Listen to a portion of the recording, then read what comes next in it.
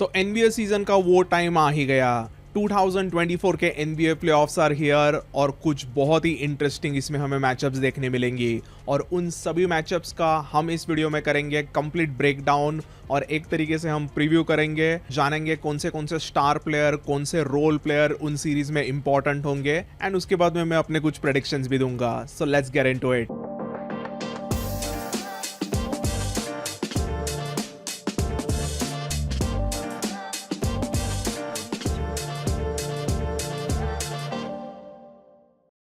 तो दोस्तों as you can see ये है प्लेऑफ्स पिक्चर। यहाँ पे आप देख सकते हो वेस्टर्न कॉन्फ्रेंस और ईस्टर्न कॉन्फ्रेंस के दोनों साइड के मैचअप्स यहाँ पे है। नंबर 1 वेस्टर्न कॉन्फ्रेंस में ओक्लाहोमा सिटी थंडर है जो कि काफी शॉकिंग चीज रही थी इस सीजन की। नंबर 2 सीड है टाइटल फेवरेट्स डेनवर नगेट्स। तो ये वीडियो बनाते समय इन दोनों टीम्स का कौन सा मैचअप प्लेऑफ्स में होगा वो अब तक डिसाइड नहीं हुआ है। तो प्लेन का मैं इस वीडियो में ज्यादा बात नहीं करूंगा। प्लेन टूर्नामेंट में जो कुछ भी होता है उसका हम कल वीडियो देखेंगे। आज हम जो डिसाइडेड है उन 4 सीरीज का ही सिर्फ प्रीव्यू करेंगे। तो वेस्टर्न कॉन्फ्रेंस में नंबर 3 सीड वुल्व्स खेलेंगे सन्स के खिलाफ एंड नंबर 4 सीड क्लिपर्स खेलेंगे मैवरिक्स के खिलाफ। और ईस्टर्न कॉन्फ्रेंस पे आप देखते हैं तो मिलवॉकी बक्स नंबर 3 सीड है, they will play against number 6 Indiana pacers and number 4 Cleveland Cavaliers will play against number 5 Orlando magic. So guys अभी हम फर्स्ट सीरीज का ब्रेकडाउन करते हैं, that is between Los Angeles Clippers and Dallas Mavericks. और ये series बहुत ही ताबड़तोड़ होने वाला है। इनका रीसेंट हिस्ट्री अगर हम देखते हैं तो इन दोनों टीमों के बीच में 2020 और 2021 ऐसे बैक टू बैक 2 सालों में उनके बीच में प्लेऑफ्स में भिड़ंत हुई थी एंड दोनों सीरीज में कवाई एंड पीजी के क्लिपर्स ने लुका डोंचिच के मैवरिक्स को हरा दिया था। बट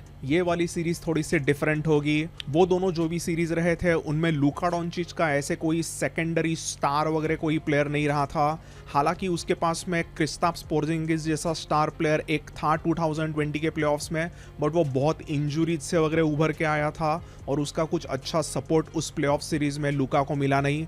और बाद में फिर 2021 में वगैरह वैसे जेलन ब्रंसन जैसा अच्छा प्लेयर लुका का एक सेकेंडरी स्टार था, but Brunson wasn't on that level जो अभी वो इस लेवल पर है इस सीजन में, जो निक्स के लिए वो सुपरस्टार बना है, वैसे वो उस लेवल पे 2021 में नहीं था। So it was all alone Luka Doncic plus कुछ अच्छे डिसेंट प्लेयर्स थे उसके पास में, वो सब वर्सेस कवाई एंड पीजी की जोड़ी and really good Clippers team. तो वो थोड़ा सा लुका के लिए डिफिकल्ट जा रहा था उस टाइम पे। फिर भी अभी जिस लेवल पर लुका खेल रहा है उससे थोड़ा कम लेवल पर खेलने के बावजूद लुका डोंचिच ने 2020 के बबल प्लेऑफ्स में क्लिपर्स के खिलाफ 2 मैचेस जीते थे और उसने एक बहुत ही ज़बरदस्त ये 3 पॉइंटर बजर बेटिंग शॉट भी मारा था, which is still classic shot from Luka. Doncic pulls up, three-pointer, bang, bang! And then 2021 के प्लेऑफ्स में सीरीज गई थी 7 गेम्स तक और वो सीरीज क्लिपर्स ने सिर्फ इसलिए जीती क्योंकि Kawhi Leonard was just on another level. Leonard, shot clock at 6. Leonard, step back 3, puts it in, he does it again! उस सीरीज में एक्चुअली मैवरिक्स ने 3-2 सीरीज में लीड लिया था और ऐसा लगा लुका अपने बलबूते कवाई एंड पीजे के खिलाफ सीरीज जीत लेगा, बट देन कवाई ने गेम 6 और 7 में ऐसा कोहराम मचाया था, he was just unstoppable on offense. उसके मिड रेंजर्स तो पड़े जा रहे थे, he was absolutely unguardable in that series and Clippers ने वापस 2021 में भी सीरीज 7 गेम्स में जीत ली थी। बट अभी है 2024 और इस साल लुका के पास में है एक secondary star player in Kyrie Irving who can create his own offense और उसका ऑफेंस झेलना थोड़ा सा क्लिपर्स के लिए टफ जाएगा। उसी के साथ साथ मैवरिक्स का जो सपोर्टिंग कास्ट है वो भी काफ़ी अच्छा है। मैवरिक्स ने खास करके इस ट्रेड डेडलाइन डे पे 2 तगड़े प्लेयर्स को लाया था। Both of them are really good front court players. एक है डैनियल गैफर्ड एंड दूसरा है पीजे वॉशिंगटन। वो दोनों भी बहुत ही अच्छे डिफेंडर्स है and they can cause problems to Clippers. Clippers की बात करते हैं तो कवाई एक्चुअली पिछले 2 हफ्तों में खेला ही नहीं है, तो उसके इंजुरीज को लेके भी थोड़े इश्यूज चल रहे हैं।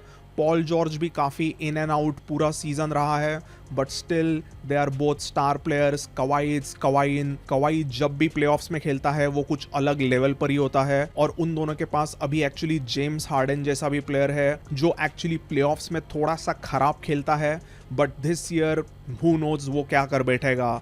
मुझे लगता है क्लिपर्स के लिए वेस्टब्रुक एक बहुत ही इंपॉर्टेंट प्लेयर साबित हो सकता है because he is a good defender and he might cause some problems to Kyrie. और अगर थोड़ा सा कायरी ठंडा होता है तो ही क्लिपर्स के पास में चांस है, क्योंकि लूका को एकदम शांत करना तो ऑलमोस्ट इम्पॉसिबल ही है इस सीजन। लूका अपने पॉइंट्स तो लेगा, स्टैट्स तो अपने वो दर्ज करेगा ही। So this is going to be an intense series. ये अभी राउंड 3 है लूका वर्सेस क्लिपर्स का and I think third time is going to be the charm for Luka. I believe that ये series Luka and Kyrie जीतेंगे in 6 games or maybe 7 games, but I have Mavericks going through this series. आपको क्या लगता है? Let me know in the comments. Now moving on, Minnesota Timberwolves versus Phoenix Suns. ये भी एक बहुत ही star studded matchup होने वाली है। फिनिक्स में हम जानते हैं केविन ड्यूरैंट, डेविन बुकर और ब्रैडली बिल ऐसे 3 स्टार प्लेयर्स से भरी हुई टीम है and they have a really good shooter in Grayson Allen, जो इस सीजन एक्चुअली NBA का हाईएस्ट परसेंटेज वाला 3 पॉइंट शूटर रहा। उसने यही कुछ 46% 3 पॉइंट शूटिंग रखी थी इस पूरे सीजन में, तो उसकी नॉकडाउन शूटिंग इस सीरीज में काफ़ी इंपॉर्टेंट रहेगी उनके लिए। सन्स के लिए वैसे केविन ड्यूरैंट पिछले कुछ 2 महीनों से इतना अच्छा नहीं खेल रहा है, मतलब उसके स्टैंडर्ड्स के हिसाब से वो अच्छा नहीं खेल रहा है। We know that KD always drops like 30-35 points, यहाँ वहाँ 25 पॉइंट तो मिनिमम पकड़ ही लो उसके। बट अभी उसके रिसेंटली कई सारे ऐसे गेम रहे थे जिसमें वो थोड़ा सा इनएफिशिएंट शूटिंग कर रहा था और उसका थोड़ा सा बॉल हैंडलिंग भी खराब चल रहा है। But this is playoff time and we can expect that KD will be all out swinging. दूसरी तरफ अगर मिनेसोटा टिम्बरवुल्व्स की बात करते हैं तो एक्चुअली वो पूरा season almost 90% of the season number 1 seed रहे थे वेस्टर्न कॉन्फ्रेंस में, बट वो पिछले 1 महीने में उन्होंने कुछ लॉसेस झेली जिसकी वजह से वो स्लिप हो गए रैंकिंग में और वो 3rd आए। वो बस 1 लॉस पीछे है ओक्लाहोमा सिटी थंडर के रैंकिंग में और उनको अभी सन्स जैसे अच्छे ऑफेंसिव टीम का सामना करना पड़ेगा। But they also have their great team together. उनके पास उनका नया सुपरस्टार एंटमैन एंथनी एडवर्ड्स है who will cause ton of problems to Suns. उसका एक्सप्लोजिव ऑफेंसिव गेम, रिम को अटैक करके जोर जोर से डंक मारना वगैरह वो शुरू ही रहेगा। बट कई बार ऐसा होता है कि एंटमैन एंथनी की शूटिंग थोड़ी सी ख़राब होती है यहाँ वहाँ, तो वो देखने लायक चीज़ होगी। उसके बाद में इस टीम में है the twin towers of Karl Anthony Towns and Rudy Gobert, तो वो दोनों पेंट में किस तरीके से नर्किच जो सन्स का सेंटर है उनको उसको तबाह करते हैं, वो एक देखने लायक चीज़ होगी। Kat is a stretch 4 stretch 5, वो यहाँ वहाँ से ऑफेंस को स्ट्रेच करके शूट करते रहेगा बॉल, और गोबेट तो एकदम ही पेंट में रहेगा। And I honestly don't think कि नर्किच का कोई भी अच्छा ऑफेंसिव गेम हमें इस सीरीज में देखने मिलेगा because Frenchman stifle tower Rudy Gobert is going to be a big problem for Nurkic. जैसे हमने ग्रेसन एलन की सन्स के तरफ बात की जो उनका एक क्रंच प्लेयर होगा, एक एक्स फैक्टर होगा, वैसे ही टिम्बरवुल्व्स के पास में उनका एक्स फैक्टर है जेडन मैकडैनियल्स, जो कि एक बहुत ही तगड़ा डिफेंडर माना जाता है। He is one of the best wing defenders in the league. तो अगर वो थोड़ा सा भी ड्यूरैंट को ठंडा करता है तो Timberwolves definitely have a chance in this. But एक जो एक्सपीरियंस का फैक्टर रहता है उसे हम कंसिडर करते हैं, तो उसके वजह से ही सन्स इस सीरीज में फेवरेट है। बट फिर भी I give a slight edge to Timberwolves. मुझे ऐसा लगता है कि टिम्बरवुल्व्स थोड़े से कंप्लीट टीम है। उनके पास में माइक कॉनली जैसा भी एक अच्छा बॉल हैंडलर है who is very experienced, almost 36 year old है वो, और उसने कई सारे playoffs battles through out the career उसने खेले हैं, तो उसका एक्सपीरियंस भी मैटर कर सकता है। एंड उसी के साथ साथ उनके पास में नैज रीड है who is a damn good 3 point shooter, rim runner, एकदम ही अच्छा कंप्लीट पैकेज है वो। एक स्विस आर्मी नाइफ की तरह उसका पूरा गेम है। He is a proper two way player, तो उसका गेम भी उनके लिए बहुत इंपॉर्टेंट रहेगा। So in my opinion this is also going to be a 6 games और 7 game series, but I have Minnesota winning this.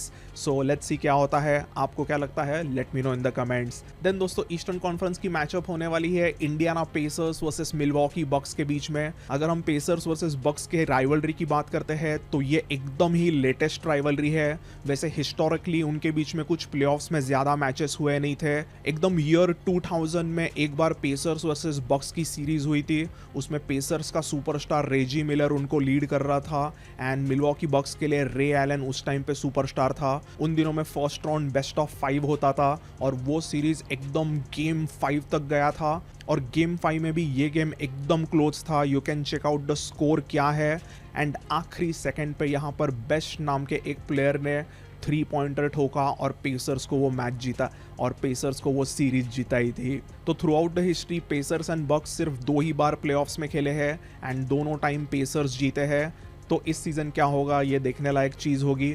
अगर हम रीसेंट हिस्ट्री की बात करते हैं तो पेसर्स एंड बक्स के बीच में इस सीज़न कुछ धुआंधार मैचेस हुए। वो टोटल 5 बार खेले।